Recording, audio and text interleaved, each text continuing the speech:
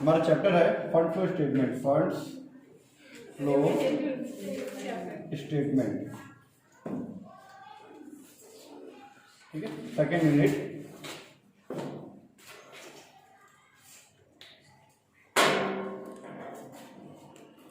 Fund flow statement basically हम लोग cash को डिनोट करने के लिए बनाते हैं, ठीक है। वैसे इसमें बहुत सारी चीजें रहती है, पर हम लोग बेसिकली इसको कैश को डिनोट करने बनाते हैं। कैश आ रहा है तो उसको हम लोग लिखते हैं यूजेज ऑफ फंड में, सॉरी सोर्स ऑफ फंड में, कि हमारे बिजनेस में कहाँ कहाँ से पैसे आते हैं, सोर्स ऑफ फंड में। और ये जो पैसे आ रहे हैं बिजनेस में वो कहीं ना कहीं यूज होता है, उसको हम लिखते हैं एप्लीकेशन ऑफ फंड में, या उसको बोल सकते हैं uses of fund, application of fund. जैसे आप बिजनेस में आपके पास पैसे आया, आप शेयर इशू किए कंपनी के, डिवेंचर इशू कर रहे हो, या कोई चीज़ आपके पास है मशीनरी वगैरह उसको सेल कर रहे हो, तो पैसे आ रहे हैं। तो जो पैसे आए से कहाँ कहाँ पे आप यूज़ किए हो उसको शो करने के लिए हम लोग क्या बनाते हैं, फंड फ्लो स्टेटमेंट बनाते हैं, ठीक है। नॉर्मली जो हम लोग बिजनेस में जो गुड्स परचेज कर रहे हैं, बना रहे हैं, सेल कर रहे हैं, वो जिसमें नहीं आता। फंड्स मतलब फाइनेंशियल चीज़ें आती है, फाइनेंशियल मतलब जो बिजनेस में हमारे, ठीक है, फाइनेंस से संबंधित जो चीज़ें होती है ना, फाइनेंशियल चीज़ें हम लोग परचेज करते हैं कुछ मतलब शेयर वगैरह इशू करके या फंड्स इशू करके, हमारे पास जो पैसे आते हैं उसका यूज़ करते हैं, उसके लिए हम लोग फंड फ्लो स्टेटमेंट बनाते हैं, ठीक है। नॉर्मल जो ट्रेडिंग अकाउंट में जो हमारा आता था ना, परचेज सेल, वो इसमें नहीं आता, ठीक है। तो फंड फ्लो स्टेटमेंट के लिए हम लोग जो स्टेटमेंट बनाएंगे वो पहला स्टेटमेंट है वर्किंग कैपिटल। जो चेंजेस होता है ना, वर्किंग कैपिटल चेंजेस के लिए एक स्टेटमेंट बनाएंगे, ठीक है। Second, adjusted profit and loss बनाएंगे, adjusted profit and loss account. ये normal profit and loss account नहीं है, एडजस्टेड प्रॉफिट लॉस अकाउंट, ठीक है। Adjusted profit and loss account में हमारा जैसे सैलरी, रेंट, कमीशन जो हर महीने देते हैं हम लोग, है ना, या हर साल जो पे करते हैं, वो ये सब चीज़ें नहीं आती। जो डेली बेस पे होता है, मतलब जो प्रोडक्ट से संबंधित होता है ना, ठीक है, उसमें नहीं आता। इसमें क्या क्या चीज़ आता है, फाइनेंस से रिलेटेड। फाइनेंस से रिलेटेड मतलब जैसे कि आप लोग हम लोग लोन लिए हैं तो क्या देना पड़ रहा है, इंटरेस्ट, ठीक है, बिजनेस।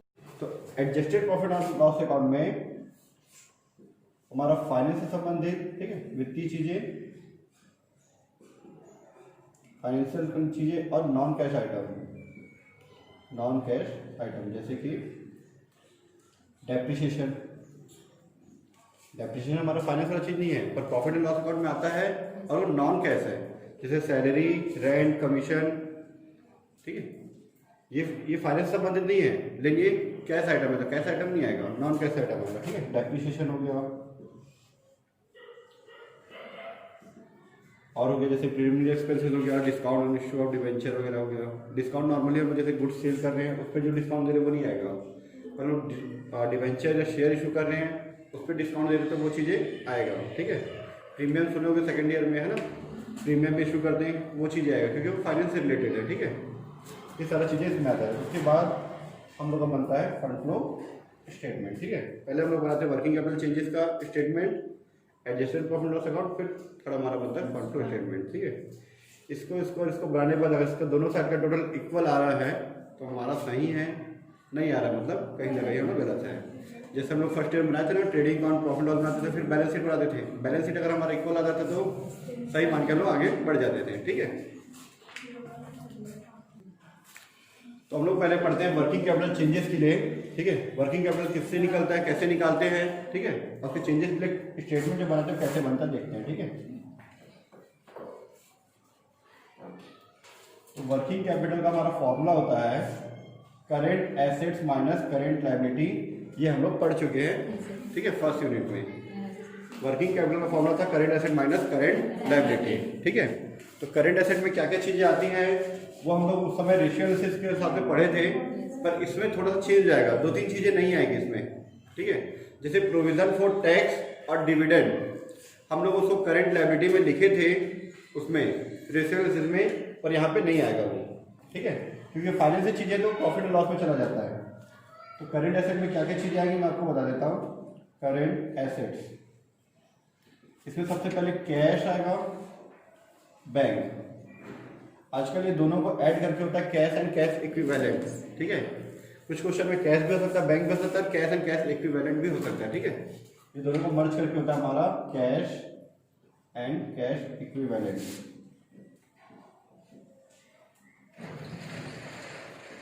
ठीक है। फिर उसके बाद आपका इन्वेंट्री, जिसको हम स्टॉक बोलते हैं, है ना, इन्वेंट्रीज, डेटर्स, बिल रिसीवेबल,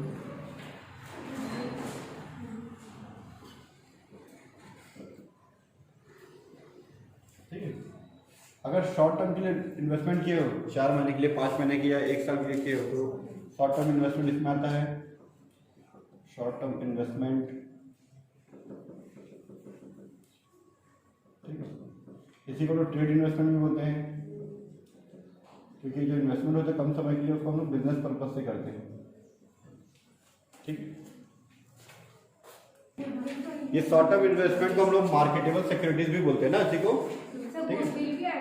नहीं आएगा, हाँ, ठीक है। एक्रूड इनकम,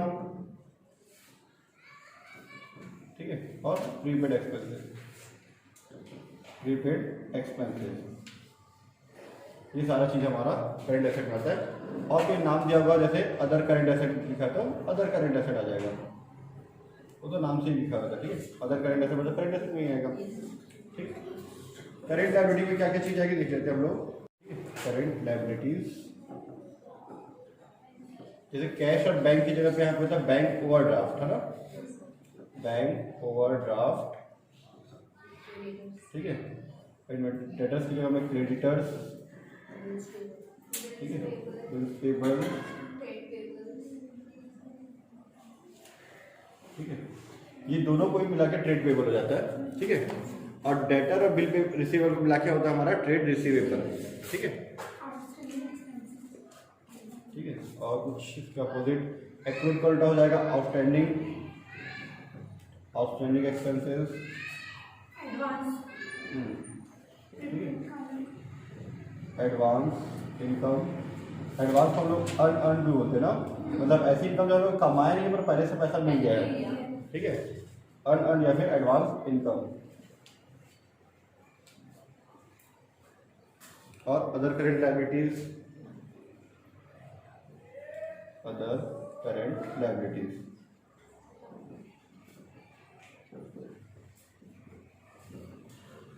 ये लगभग सारी चीजें इसमें आती है, ठीक है। अब हम लोग बनाते हैं, ठीक है, वर्किंग कैपिटल चेंजेस के लिए हम लोग जो स्टेटमेंट बनाते हैं उसको statement of changes in working capital या फिर schedule of changes in working capital लिखते हैं। Schedule of changes in working capital, working capital, ठीक है। तो मैं इसका फॉर्मेट के साथ साथ क्वेश्चन भी समझा रहा हूँ, ठीक है, क्योंकि फॉर्मेट में बताएंगे तो उसमें अमाउंट नहीं रहेगा, तो डायरेक्ट हम लोग इसका क्वेश्चन समझते हैं, ठीक है। तो क्वेश्चन नंबर, ठीक है, इधर देखना, ये 2 लाइन का हम लोग जैसे रो खींच ले रहे हैं ना, ठीक है।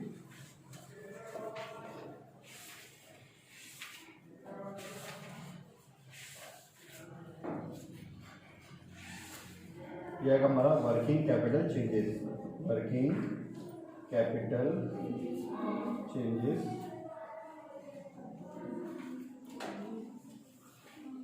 वर्किंग कैपिटल बढ़ेगा तो इंक्रीज, कम होगा तो डिक्रीज, ठीक।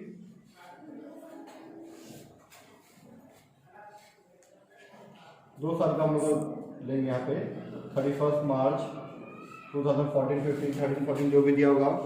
क्वेश्चन नंबर फर्स्ट में देखना, आरके लिमिटेड में दिया 2014, 15 दिया हुआ है, ठीक है। तो क्वेश्चन नंबर फर्स्ट जो हमारा है आरके लिमिटेड, उसमें हम लोग देखना है कि कौन कौन सा करंट एसेट है, कौन कौन सी करंट लायबिलिटी, ठीक है। ये हमारा फॉर्मेट खींचा हुआ है, ये हमारा ऐसा कॉलम रहेगा, ठीक है। 2 साल का दिया हुआ है, इसमें ऊपर में देखना 2014, 15 दिया, नीचे में 12, 13 दे दिया है, मिस्टेक है इस वाले बुक में, उसका पता नहीं मुझे नए बुक का, ठीक है। इधर 12, 13 दे दिया, इधर में 14, 15 दे दिया है, ठीक है। तो डेट में गड़बड़ है ऊपर और नीचे, तो मैं यहाँ पे मैं 1230 लिख सकता हूँ या 1450 लिख सकता हूँ, ठीक है। तो नए बुक के हिसाब से 1450 हम लोग लिख लेते हैं, उससे कोई फर्क नहीं पड़ेगा हमारा, ठीक है। तो सबसे पहले दिया हमारा इसमें हम लोग यहाँ लिखते हैं, सबसे पहले सन्ड्री करंट एसेट लिखते हैं, जितने भी करंट एसेट उसको हमको ढूंढ के लिख लेंगे ना, करंट एसेट, ठीक है। तो करंट एसेट है मेरा पहले सन्ड्री डेब्टर्स,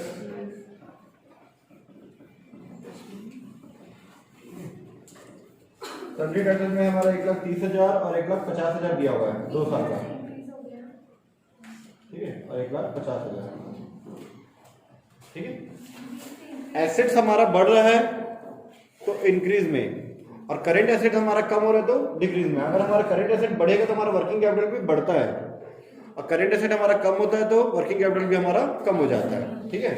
तो यहाँ वर्किंग कैपिटल हमारा 2014 में 14 से 2015 कंपेयर करते हैं तो वर्किंग कैपिटल मतलब हमारा सन्ड्री डेब्टर जो हमारा बढ़ रहा है कितना 20,000 से, तो 20,000 इंक्रीज में डैश, ठीक है।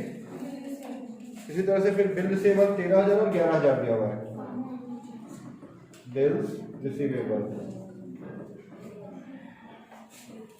13,000 रुपीज और ये 11,000 रुपीज, ठीक है। कम हो रहा है तो डिक्रीज में, ठीक है। उसके बाद प्रीपेड एक्सपेंसेस 1,500 और 2,000, प्रीपेड एक्सपेंसेस 1,500 2,000, 500 बढ़ रहा है तो इंक्रीज में, ठीक है। उसके बाद है इन्वेंट्री,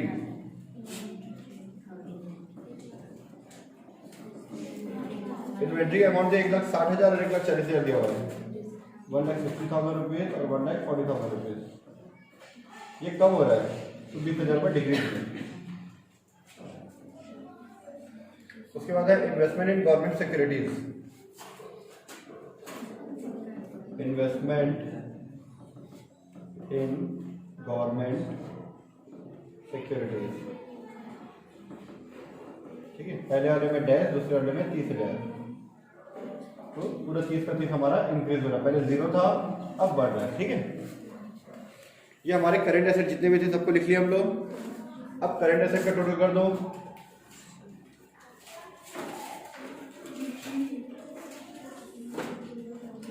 इसका नहीं करते ना, ठीक है। तो इसका आ रहा मेरा 150, 290,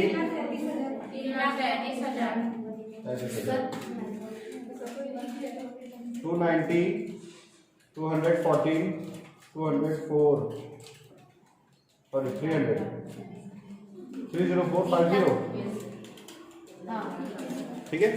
ये मेरा आ गया ए पॉइंट का टोटल, मतलब करंट एसेट का टोटल है। ये हमारा करंट एसेट 2014 में इतना था, 2015 के लास्ट में इतना था 31 मार्च को, ठीक है। इसी तरह से हमारी current liability B point, current liabilities, current liabilities,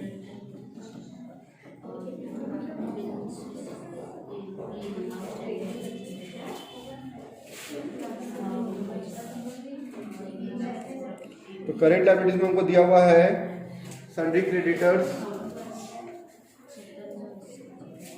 sundry creditors, ठीक है, 70,000 और 80,000 रुपीज, ठीक है। लायबिलिटी हमारा बढ़ रहा है, करंट लायबिलिटी अगर हमारा बढ़ रहा है तो हमारा कैपिटल कम होता है। एसेट से जस्ट अपोजिट होता है ये, है ना।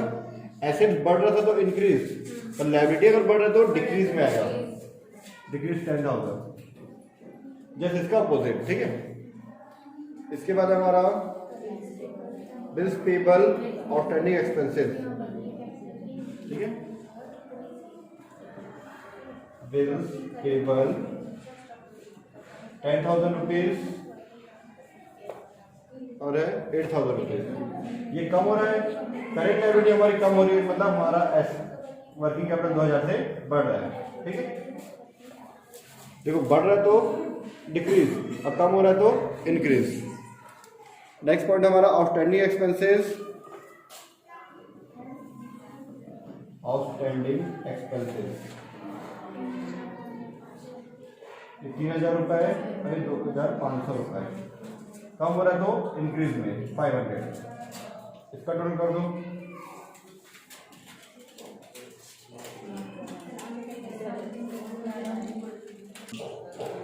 यह क्या हमारा 83,000 रुपीज, 90,500, ठीक है। यह क्या हमारा बी पॉइंट का टोटल है, ठीक है। अब हम लोग निकालेंगे working capital. Working capital equal to A minus B, मतलब current asset minus current liability. तो इसमें से इसको माइनस करो,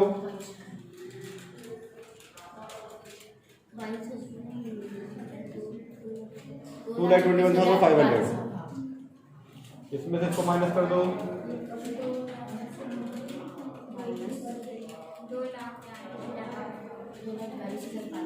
ठीक है।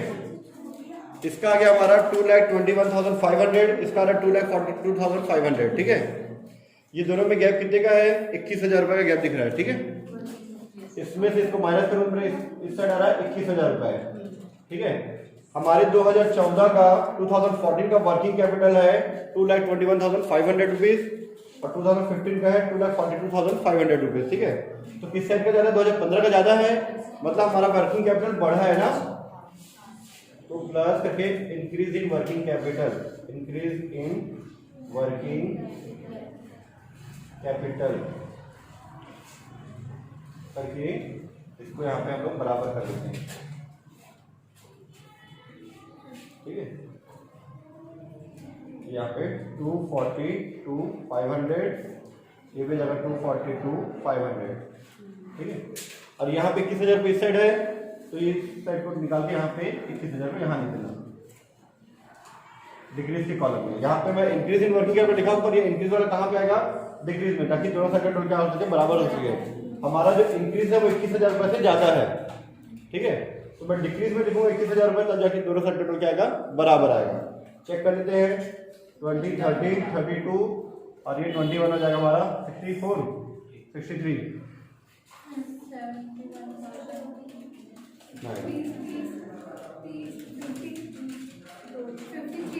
53 होगा, हाँ 53,000, ये भी 53 आ रहा है,